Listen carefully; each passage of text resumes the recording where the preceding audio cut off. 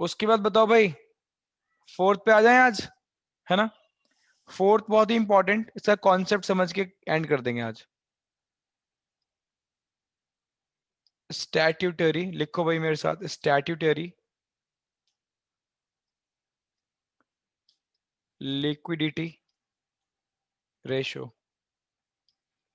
Statutory liquidity ratio, जिसको हम क्या बोलते हैं, जल्दी बताओ। एसएलआर, क्या बोलेंगे, बोलो। एसएलआर, ठीक है ना।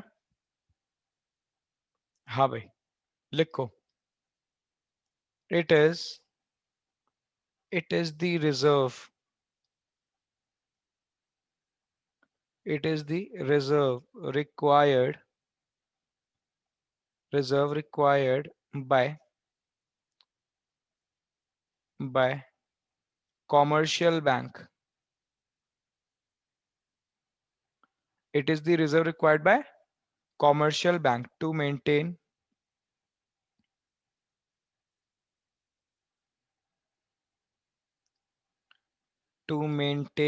with itself, to maintain with itself in liquid form, in liquid form,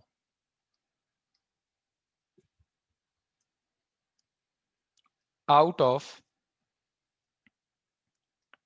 total cash, out of total cash available, out of total cash available with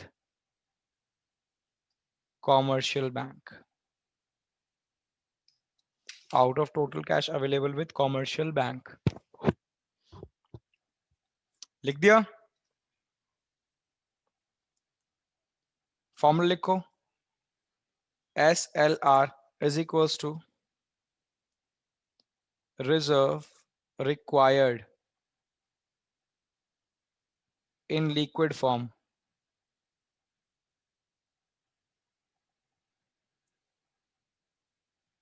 reserve required in liquid form upon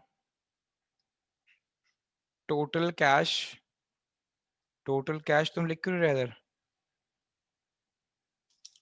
available into 100 है, क्यों, ठीक है, लिख लिया, लिख लिया बेटा, very good. अब जरा कॉन्सेप्ट पे आ जाओ जरा, ठीक है। हाँ भैया। ये क्या लिखवाया मैंने, जरा समझेंगे, ठीक है ना। पूरा कॉन्सेप्ट बहुत ही इंपॉर्टेंट है। सर थोड़ा सा ऊपर कर दीजिए, थोड़ा सा बचा है बस। हाँ हाँ, लिख लो लिख लो लिख लो।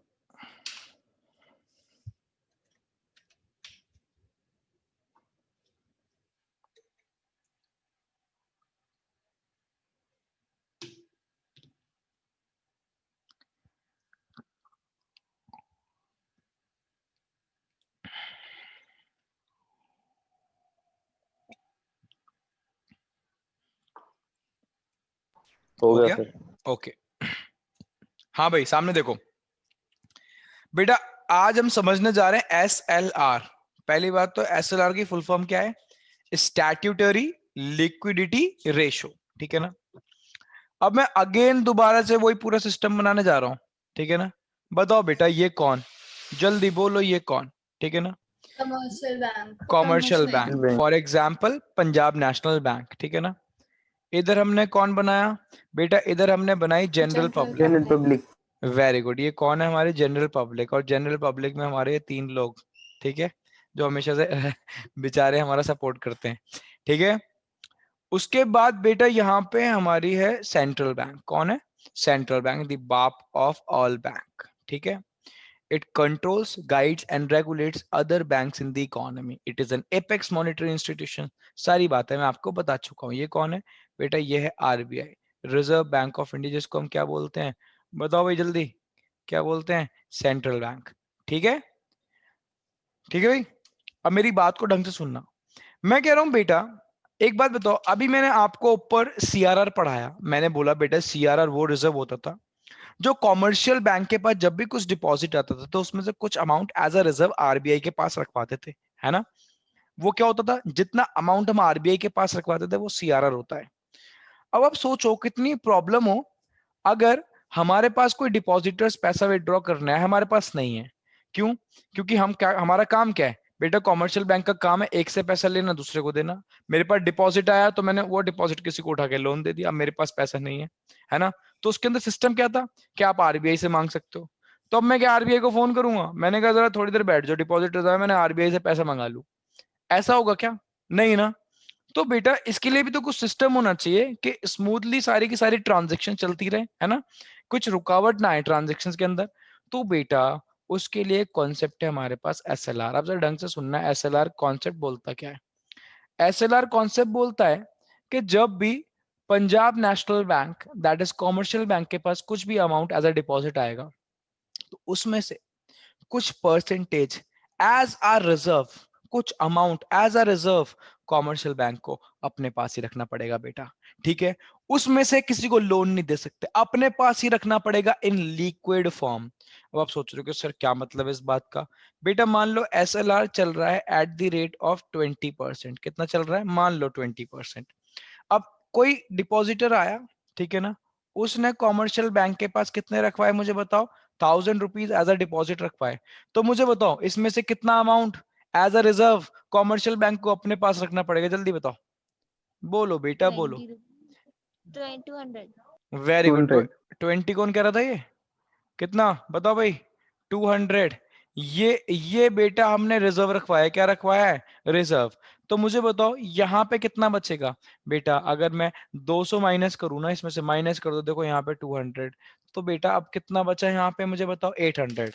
ठीक है, यानी कहने का मतलब है ये 800 में से आप किसी को भी लोन दे सकते हैं, बट इन 200 रुपए में से मैं किसी को लोन नहीं दे सकता। ऐसा किसने बोला? ऐसा बोला आरबीआई ने कि भाई जब भी डिपॉजिट आया करे तो कुछ अमाउंट अपने पास एज अ रिजर्व रखा करो। कॉमर्शियल बैंक से बोल रहा है आरबीआई, किस फॉर्म में? लिक्विड फॉर्म में।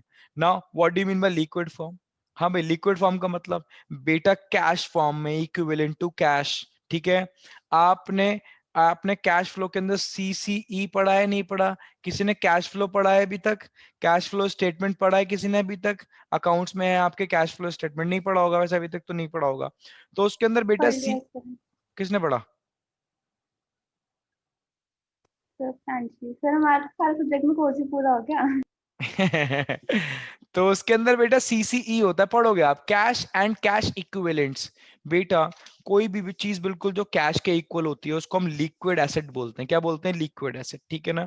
तो उसके अंदर मार्केटेबल सिक्योरिटीज होती है, marketable securities are equivalent to cash बोला जाता है। तो मैं आपको जनरली बता रहा हूँ ताकि आपको थोड़े प्रैक्टिकल नॉलेज हो जाए। तो बेटा कैश की फॉर्म में रखना है ये 200 रुपए आपको, यानी लिक्विड फॉर्म में रखना है। अब आप सोच रहे हो सर ऐसी क्या जरूरत पड़ी है आरबीआई को सब करने की? बेटा एक बात बताओ, ये तो जरा जरा सी देर के बाद आरबीआई के पास पहुंच जाते है ना, कि भाई हमने आपको सीआरआर दिया था, लो हमारा पैसा वापस करो, हमें डिपॉजिटर्स का पैसा वापस करना है। आरबीआई के सर में दर्द हो जाता। तो आरबीआई ने बोला, आरबीआई ने एक मैकेनिज्म और बना दिया, क्या? कि बेटा एसएलआर, स्टैट्यूटरी लिक्विडिटी रेशो, हम तक बात आने मत दो, पापा जी तक बात आने मत दो, बच्चे अपने तक ही बात क्या करेंगे? हैंडल करेंगे। समझ में आ रही बात? ठीक है, दैट इज द थिंग। तो बेटा अब डिपॉजिटर्स को पैसा पहला कहां से मिलता है? पहला पैसा बेटा एसएलआर से। तो अगर इसने बंदे ने इसने अगर 1000 रुपए यहाँ पे सबमिट करे हैं, मान लो इसको 100 रुपए निकालने हैं, तो यहाँ 200 रुपए रखे तो हैं। और पता है बैंक को अपने एक्सपीरियंस से कोई भी इतनी बार एकदम से पैसा विड्रॉ नहीं करता, ठीक है, जनरली। और बैंक के पास ह्यूज रिजर्व मेंटेन होता है, कोई एक डिपॉजिटर तो होता नहीं है। तो बेटा यहां से इसको इसका पैसा थोड़ा सा वापस कर दिया जाएगा। This is the thing, SLR. बात समझे? Statutory liquidity ratio. तो it is the reserve required by commercial bank to maintain with itself, अपने पास ही मेंटेन करना है, इन लिक्विड फॉर्म। कहां पे से? आउट ऑफ टोटल कैश और total deposit available with commercial bank. बात क्लियर हुई? हाँ या ना में जवाब दो जल्दी, फिर एक और इंपॉर्टेंट बात। हाँ भैया बिल्कुल क्लियर है? चलो भाई, बिल्कुल। मेरे को अब एक चीज बता दो जरा जल्दी से। मेरे को बताओ बेटा, आपको क्या लगता है, जरा प्रैक्टिकली सोचना, सीआरआर और एसएलआर दोनों में से किसका रेट आरबीआई ज्यादा रखती होगी? चलो भाई सोचो जल्दी से, इतने में आपके लिए कुछ करता हूं। भैया एसएलआर का। एसएलआर SLR का। ऐसा क्यों बोला बेटा? हाँ भाई सही बोला आपने, गलत नहीं बोला। मैं आपके लिए कुछ सर रेट्स क्योंकि निकाल। वो बेटर है, वो मतलब फिर उससे ज़्यादा ट्रांजेक्शन की दिक्कत नहीं होगी ना, कि जैसे हाँ अगर आरबीआई को भेजने पड़ेंगे पैसे तो वो हाँ अपने में ही सॉर्ट आउट कर देगा बैंक। हाँ, 1 सेकंड रुकना बस बेटा, 1 सेकंड है सब। हाँ भाई सामने स्क्रीन दिख रही है, आज सब बिल्कुल ठीक बोल रहा है। मुझे एक बात बताओ, आरबीआई बोल रहा है ना अपने पास से निपटाओ ना, ठीक है, अपने पास से निपटाओ, हम तक केस आने ही मत दो। तो आरबीआई बोलता है अपने पास रिजर्व ज्यादा मेंटेन करो, ठीक है, अपने पास से सारी चीजें सॉल्व करो। सामने देखना, देखो भाई एसएलआर का रेट कितना दे रखा है, 20, अरे यार ये बार बार होता रहेगा, देखो ढंग जल्दी देखना, 21.5, ठीक है। और सीआरआर का देखें रेट, सीआरआर का देखो 3%, देखो सीआरआर कितना है 3%, और एसएलआर 20, कहां से ओपन कर लूं इसको,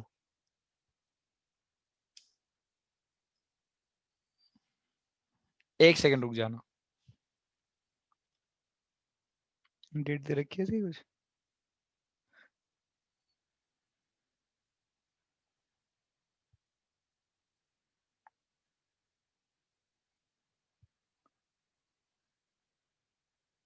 हाँ भाई इधर देखो सामने दिख रहा होगा बेटा आपको, दिख रहा है जहां पे मेरा कर्सर है, ये मैंने मार्क करा है, दिख रहा है हाँ या ना? हाँ भैया। एसएलआर हाँ कितना जी दिख रहा है, एसएलआर कितना दिख रहा है?